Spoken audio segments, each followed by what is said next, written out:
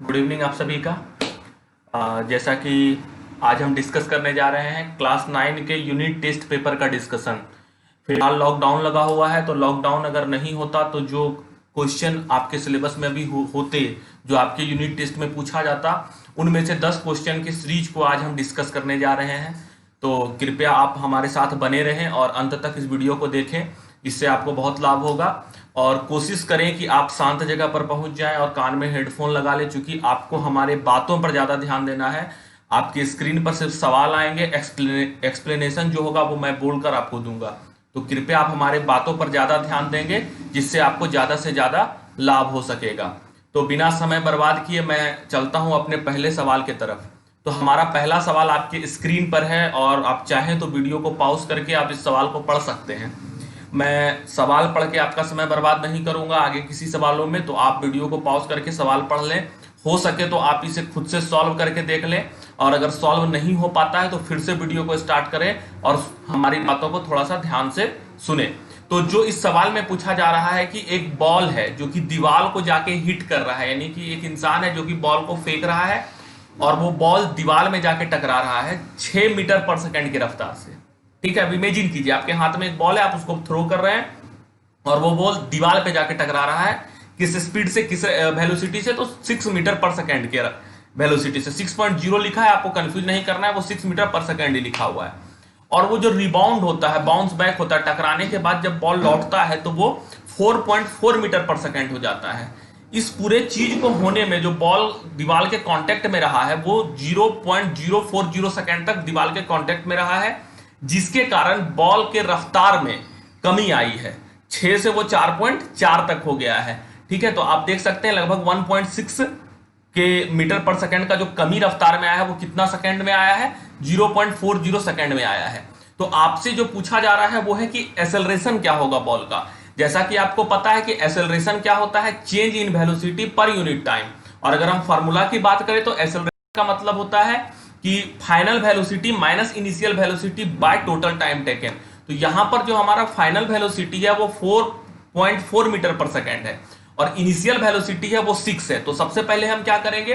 4.4 minus 6.0 ऊपर में ये करेंगे, अब बाय यानी नीचे में डिवाइड देकर हम नीचे में क्या लिखेंगे? टाइम लिखेंगे 0.40 सेकेंड। ये मेरा समय लगा। तो जब आप इसे कैलकुलेट कीजिएगा तो आपको एक्सेलरेशन निकल जाएगा। बहुत ही आसान सा सवाल है, इसमें आपको एक्सेलरेशन निकालना है। और अगर एक्सेलरेशन का डिफिनेशन पूछ दे तो हम क्या बोलेंगे? Change in velocity per unit time is called acceleration. और मीटर पर सेकंड स्क्वायर जो होता है वो एक्सेलरेशन का एसआई यूनिट होता है। अगला सवाल की तरफ बढ़ते हैं। यह भी बहुत आसान सा सवाल है। What is the difference between distance and displacement? Distance किसे बोलेंगे और हम डिस्प्लेसमेंट किसको बोलेंगे? जैसा कि आप पहले भी पढ़ चुके हैं, the total path covered by a body is called distance. Suppose कि आपको कश्मीर से कन्याकुमारी तक जाना है। ठीक है, कश्मीर भारत का सबसे ऊपर वाला पार्ट है, सबसे नॉर्थ वाला पार्ट है, और कन्याकुमारी सबसे नीचे साउथ वाला पार्ट है। तो आपको कश्मीर से कन्याकुमारी तक आना है और आप कश्मीर से चलते हैं और एक सीधी रेखा में, एक स्ट्रेट लाइन में आप पास करते हुए कश्मीर से कन्याकुमारी तक आ जाते हैं। एकदम सीधा, कहीं मुड़ना नहीं है। पर्वत पहाड़ जो भी है उसके बीच से रास्ता काटते हुए बनाना है, एकदम एक स्ट्रेट लाइन। अगर आप उस रास्ता को फॉलो करते हुए जम्मू कश्मीर से कन्याकुमारी तक पहुंचते हैं, इसका मतलब आप डिस्प्लेसमेंट फॉलो करते हैं, यानी शॉर्टेस्ट डिस्टेंस बिटवीन 2 पॉइंट। ठीक है, shortest distance between 2 point is called displacement, या shortest path between 2 point is called displacement. किसी दो बिंदु के बीच का जो सबसे छोटा रास्ता होगा उसको हम क्या बोलेंगे? डिस्प्लेसमेंट बोलेंगे। और जो डिस्टेंस होता है, distance means total path cover by body. आप जितना भी पाथ कवर कीजिए, आपको अगर जम्मू कश्मीर से कन्याकुमारी आना है तो आप जम्मू कश्मीर से इंग्लैंड चले जाइए, अमेरिका चले जाइए, और फिर वहां से वापस लौट के बेंगलोर आ जाइए, बेंगलोर से ट्रेन पकड़ के वहां कन्याकुमारी चले जाइए। मतलब जितना भी आप एक पॉइंट से दूसरे पॉइंट तक जाने में जिस भी रास्ता को आप फॉलो करते हैं वो आपका क्या कहलाएगा? डिस्टेंस। हाँ, कुछ ऐसा केस होता है जहां पर कि डिस्टेंस और डिस्प्लेसमेंट दोनों बराबर हो जाएगा, यानी कि आप जम्मू कश्मीर से चल के कन्याकुमारी सीधी रास्ता में आते हैं, एक स्ट्रेट लाइन में आते हैं, सबसे शॉर्टेस्ट पाथ को फॉलो करते हुए आते हैं, तो वही आपका डिस्टेंस होगा और वही आपका डिस्प्लेसमेंट होगा। तो एक ऐसा केस भी सिचुएशन बनता है जहां पर कि डिस्टेंस और डिस्प्लेसमेंट बराबर हो जाता है। तो आपसे सवाल ये भी पूछा जा सकता है, name the situation where distance and displacement are equal. तो when a body travel straight line, when a body travel on straight road, जब स्ट्रेट रोड और स्ट्रेट लाइन में एक बॉडी ट्रेवल करता है उस सिचुएशन में डिस्टेंस और डिस्प्लेसमेंट दोनों क्या हो जाएगा, बराबर हो जाएगा। ठीक है, तो और तत्काल जो हमारा अंतर है वो है total path cover by a body is called distance and the shortest path cover by a body is called displacement. अब हम चलते हैं अपने अगले सवाल की तरफ। तो हमारा अगला सवाल आपके स्क्रीन पे है, पढ़ लीजिए और कोशिश कीजिए सॉल्व करने का। नहीं होता है तो आप फिर हमारे ऑडियो को सुनिए जो हम बोल रहे हैं। तो यहां पर क्या बोल रहा है कि आपको समय दिया हुआ है 2 मिनट का और एक सर्कुलर ट्रैक है। ठीक है, सर्किल का ट्रैक है जिसका की रेडियस 105 मीटर 105 मीटर दिया हुआ है और आपको स्पीड को कैलकुलेट करने कहा जा रहा है। यही सवाल है। तो रेडियस आपको दिया हुआ है, तो जब आपको रेडियस दिया हुआ है तो आप क्या निकालेंगे, एक सर्कुलर ट्रैक का आपको अगर स्पीड निकालना है तो सबसे पहले कि एक राउंड मारने में हम कितना डिस्टेंस कवर करेंगे, और डिस्टेंस हम सर्किल का कैसे निकालते हैं, चारों तरफ का हम क्या निकालते हैं, उसका सरकमफेरेंस। और सरकमफेरेंस ऑफ सर्किल क्या होता है, आप जूनियर क्लास में भी पढ़ चुके हैं, 2 पाई आर, 2 इंटू 22/7 22/7 जो पाई का वैल्यू है, इंटू रेडियस यानी 105। ये मेरा क्या हो जाएगा, टोटल पाथ जो मेरा कवर होगा एक सर्कुलर ट्रैक पर, वो मेरा निकल जाएगा सरकमफेरेंस निकालने के बाद। तो सरकमफेरेंस निकालेंगे तो टोटल डिस्टेंस निकल गया मेरा।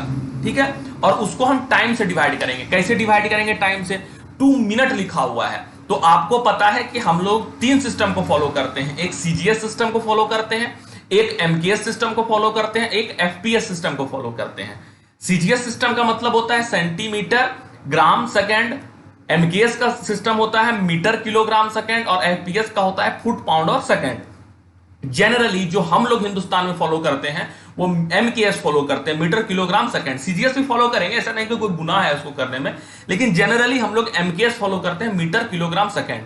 तो तीनों एसआई यूनिट जो आपको हम बताए हैं, तीनों में सेकेंड कॉमन है।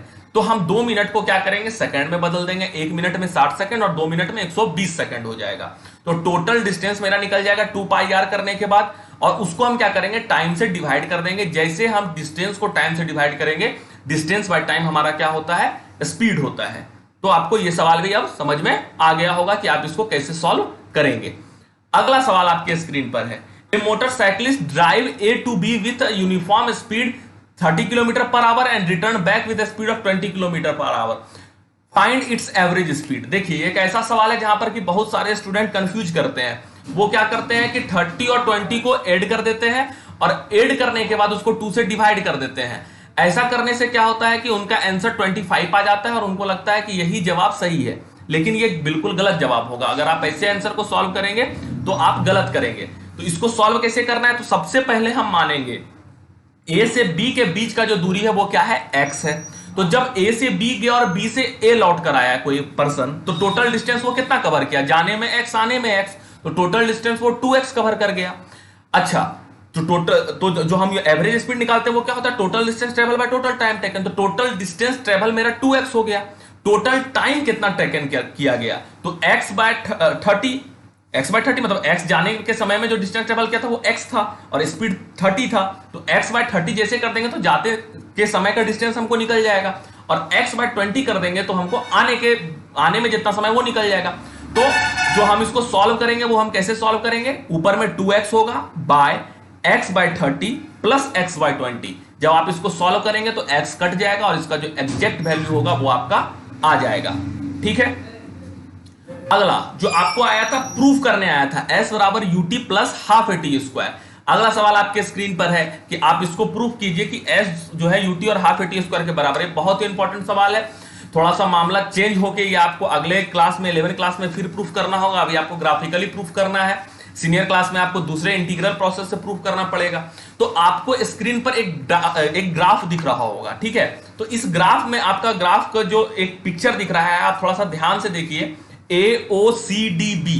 तो AOCB जो आपको एक पिक्चर दिख रहा है, AOCB, इस लाइन को मिलाइए डॉटेड लाइन को, तो जो पिक्चर बन के आपके सामने आ रहा है वो क्या है, वो ट्रेपीजियम है, उसको हम ट्रेपीजियम बोल सकते हैं। ठीक है, तो जब आप एरिया इस पिक्चर में अगर आपको निकालना हो कि आपको प्रूफ करना है, तो आप एरिया ऑफ ट्रेपीजियम निकालिए, ठीक है, या एरिया ऑफ रेक्टेंगल निकाल के उसका एरिया ऑफ ट्रायंगल प्रूफ कर दीजिए। तो इससे 2 फार्मूला प्रूफ होगा, एक तो होगा v square minus u square equal to 2as, और एक कंडीशन में होगा कि s बराबर ut plus half at square proof होगा।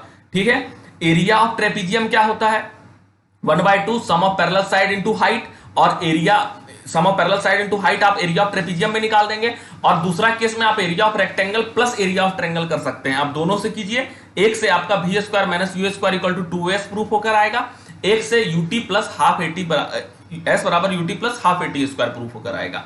आप प्रूफ करके देखिए, आसानी से प्रूफ हो जाएगा, बहुत ही आसान प्रूफ है।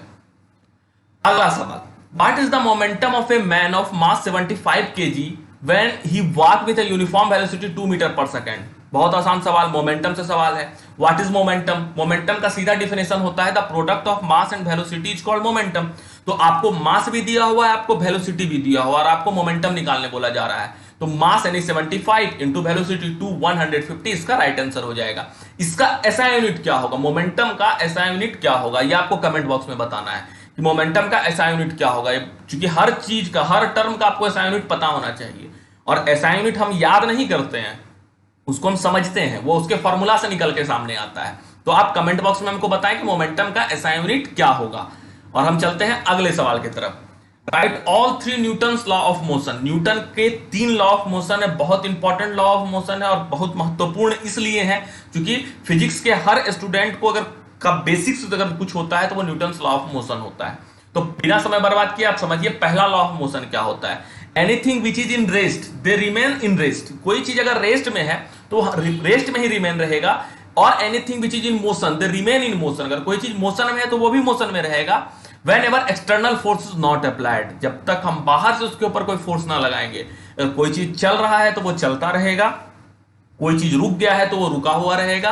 तब तक चलता रहेगा या तब तक रुका हुआ रहेगा जब तक उसके ऊपर बाहर से कोई फोर्स ना लगाया जाए। बिल्कुल उसी तरह की एक स्टूडेंट है, बहुत बदमाश है, उसको शरीफ बनाना है, उसको सीधा करना है, तो उसको कैसे सीधा करेंगे? बिना एक्सटर्नल फोर्स लगाए, बिना मारे पीटे, बिना डांटे, बिना किसी दूसरे तरीके से वो सीधा नहीं होने वाला है। इसका मतलब उसके ऊपर एक्सटर्नल फोर्स लगाना पड़ेगा। ये चीज जो नॉन लिविंग थिंग है उस पर भी लागू होता है कि अगर कोई चीज चल रहा है तो वो चलता रहेगा, कोई चीज रुका हुआ है तो वो रुका हुआ रहेगा, अपने नेचर को चेंज नहीं करेगा। इसी को हम लोग इनर्शिया भी बोलते हैं। न्यूटन का सेकंड लॉ है, न्यूटन का सेकंड लॉ ये बोलता है force is directly proportional to acceleration. ठीक है, force is directly proportional to acceleration, और जब एक्सेलरेशन का साइन हटता है तो force is equal to mass into acceleration हो जाता है। ये न्यूटन का सेकंड लॉ है। और जो न्यूटन का थर्ड लॉ है वो सबसे फेमस लॉ है। न्यूटन का थर्ड लॉ जो है वो है एवरी एक्शन है इक्वल एंड अपोजिट रिएक्शन। किसी भी एक्शन को हम करेंगे तो उसका इक्वल और अपोजिट रिएक्शन होगा। ये न्यूटन का तीसरा लॉ है। ठीक है, तो उम्मीद करते हैं आपको ये तीनों लॉ समझ में आ गया होगा। अगला सवाल जो आपके सामने है, एक बुलेट है जिसका कि मास 10 ग्राम है, और गन से उसको फायर किया जाता है जिसके गन का जो वेट है वो 6 kg है, और जो वेलोसिटी है वो 30 मीटर पर सेकेंड है। तो आपको कैलकुलेट करना है कि गन कितना रफ्तार से पीछे भागेगा। ठीक है, ये सवाल है कि गन जो है वो कितना रफ्तार से पीछे की तरफ भागेगा। तो ये आपके सामने सवाल है, तो इसको हम कैसे सॉल्व करेंगे? तो सबसे पहले तो मास जो आपको दिया है 10 ग्राम दिया हुआ है, आपको 10 ग्राम मास को केजी में बदलना पड़ेगा। सबसे पहले कि मास का एसआई यूनिट केजी होता है, तो बुलेट के वजन को हम केजी में कन्वर्ट कर देंगे। ठीक है, और उसके बाद जो है बुलेट का वेलोसिटी जो होगा, ठीक है, वेलोसिटी आपको यहां पे देखो, देखिए पहले क्वेश्चन को पढ़िए। बुलेट का मास 10 ग्राम आपको दिया हुआ है, fired with a gun of mass, gun का भी मास दिया हुआ है, विथ वेलोसिटी 30 मीटर पर second. Calculate the required velocity of gun, यानी कि जो आपका गोली चल रहा है उसका वेलोसिटी भी आपको 300 मीटर पर सेकंड दिया हुआ है। गोली का वजन दिया हुआ है, बंदूक का वजन दिया हुआ है, बंदूक का वेलोसिटी पूछ रहा है, यानी कि बुलेट के मास को केजी में कन्वर्ट कीजिए, उसको 300 से गुना कीजिए। यानी m1 का मतलब बुलेट का मास, v1 का मतलब जो सॉल्यूशन में आपका लिखा हुआ है, बुलेट का वेलोसिटी इक्वल कर दीजिए उसको गन के मास इक्वल टू गन का जो रिक्वायर्ड वेलोसिटी होगा, जिस वेलोसिटी से गन पीछे जाएगा, तो आपको v2 का वैल्यू निकल के सामने आ जाएगा। अगला सवाल है, what is force and what is SI unit. Junior class में जब हम थे तो फोर्स को पढ़ते थे, पुश और पुल इज कॉल्ड फोर्स। अब थोड़ा सा सीनियर क्लास में आ गए हैं, 9 क्लास में आ गए हैं, तो यहां पर हम जो फोर्स का डिफिनेशन बोलेंगे वो फोर्स का डिफिनेशन ये होगा कि rate of change of momentum, rate of change of momentum is called force. Momentum जिस रफ्तार से चेंज करेगा उसी को हम फोर्स बोलेंगे। और एसआई यूनिट ऑफ फोर्स जो होता है वो होता है न्यूटन। न्यूटन हम लोगों का एसआई यूनिट ऑफ फोर्स है। फोर्स के एसआई यूनिट को हम लोग क्या बोलते हैं? न्यूटन बोलते हैं। न्यूटन से हम लोग फोर्स को डिनोट करते हैं। ठीक है, और मास का केजी होता है, मास इनटू, और एक्सेलरेशन का मीटर पर सेकंड स्क्वायर होता है। तो बहुत बार एसआई यूनिट ऑफ फोर्स में हम लोग केजी मीटर पर सेकंड स्क्वायर भी लिखते हैं, लेकिन जनरली एसआई यूनिट ऑफ जो फोर्स होता है वो क्या होता है? न्यूटन होता है। अंतिम सवाल, right the application of Newton third law of motion. Newton के तीसरे लॉ का जो मोशन है उसका क्या यूज है, कहां एप्लीकेशन होता है? बहुत जगह एप्लीकेशन होता है। मैं आपको एक दो उदाहरण दे सकता हूं, एक दो एग्जांपल मैं आपको देता हूं कि जब हम लोग नाव चलाते हैं तो पानी को पीछे की तरफ करते हैं, तो बोट जो होता है हमारा आगे की तरफ जाता है, ठीक है, एक अप्लाई हो गया। अच्छा, जब गन फायर करते हैं तो गोली जब आगे की तरफ जाता है तो बंदूक का झटका पीछे की तरफ लगता है, ठीक है। तो ये सभी एप्लीकेशन है न्यूटन थर्ड लॉ और बहुत सारे एप्लीकेशन है हम लोगों की डेली लाइफ में। उम्मीद है कि आपको ये 10 सवाल समझ में आया होगा। अगर किसी जगह कोई कंफ्यूजन रह गया है तो आप कमेंट बॉक्स में हमको जरूर बताएं कि ये कंफ्यूजन रह गया है, आपको उसका जरूर जवाब दिया जाएगा। आप निश्चिंत रहें और वीडियो को देखने के लिए बहुत बहुत धन्यवाद।